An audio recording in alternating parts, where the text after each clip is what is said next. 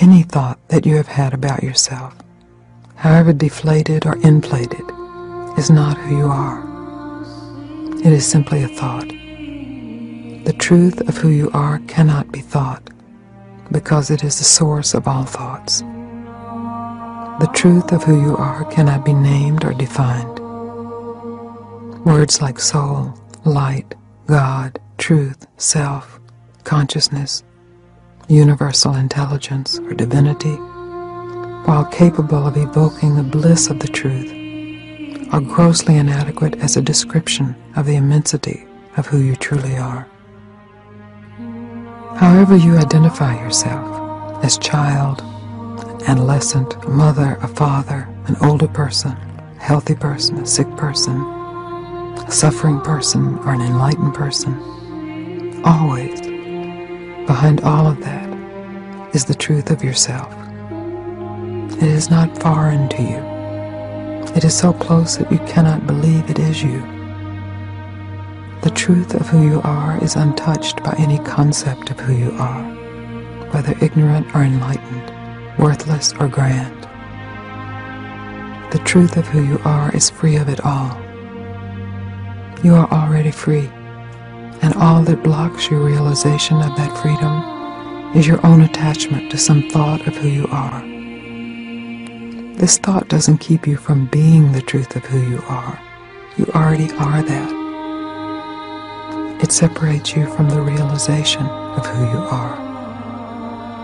I invite you to let your attention dive into what has always been here, waiting openly for its own self-realization. Who are you, really? Are you some image that appears in your mind? Are you some sensation that appears in your body? Are you some emotion that passes through your mind and body? Are you something that someone else has said you are? Or are you the rebellion against something that someone else has said you are? These are some of the many avenues of misidentification. All of these definitions come and go, are born and then die. The truth of who you are does not come and go. It is present before birth, throughout a lifetime, and after death. To discover the truth of who you are is not only possible, it is your birthright. Any thoughts that this discovery is not for you, now is not the time, you are not worthy, you are not ready, you already know who you are just tricks of the mind. It is time to investigate this I thought and see what validity it really has.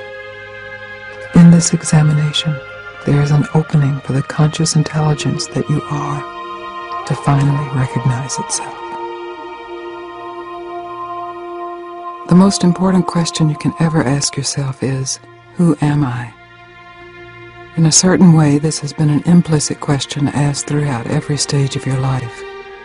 Every activity, whether individual or collective, is motivated at its root by a search for self-definition.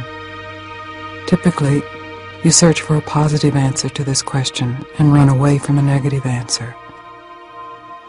Once this question becomes explicit, the momentum and the power of the question direct the search for the true answer, which is open-ended, alive, and filled with ever-deepening insight. You have experienced both success and failure. After a certain stage, early or late, you realize that who you are, however that is defined, is not satisfying. Unless this question has been truly answered, not just conventionally answered, you will still be hungry to know. Because no matter how you have been defined by others, well-meaning or not, and no matter how you have defined yourself, no definition can bring lasting certitude. The moment of recognizing that no answer has ever satisfied this question is crucial. It is often referred to as the moment of spiritual ripeness, the moment of spiritual maturity. At this point, you can consciously investigate who you really are. In its power and simplicity, the question, who am I, throws the mind back to the root of personal identification, the basic assumption, I am somebody. Rather than automatically taking that assumption as the truth, you can investigate deeper. It is not difficult to see that this initial thought, I am somebody, leads to all kinds of strategies to be a better somebody, a more protected somebody, a somebody with more pleasure, more comfort, more attainment. But when this very basic thought is questioned, the mind encounters the I that is assumed to be separate from what it has been seeking. This is called self-inquiry. This most basic question, who am I, is the one that is the most overlooked. We spend most of our days telling ourselves or others we are someone important, someone unimportant, someone big, someone little, someone young, someone old, never truly questioning this most basic assumption. Who are you, really?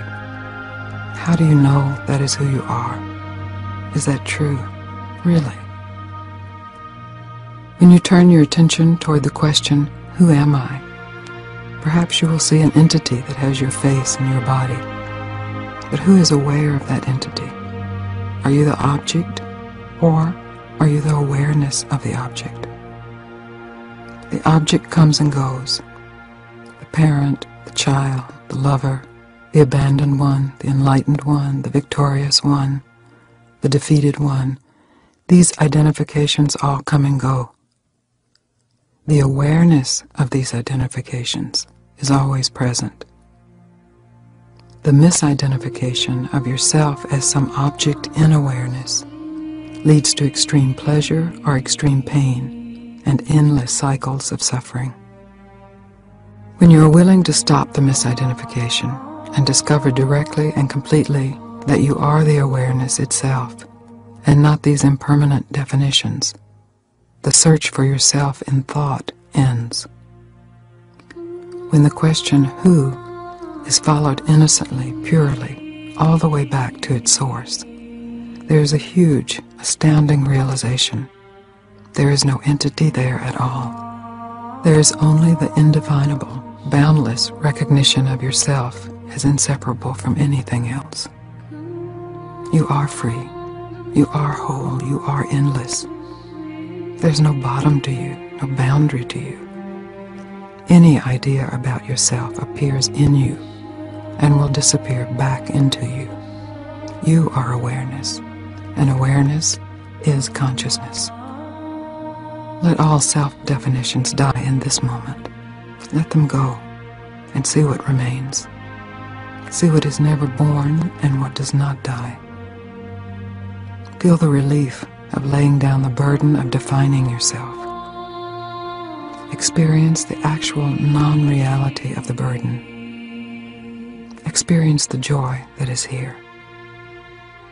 Rest in the endless peace of your true nature before any thought of I arises.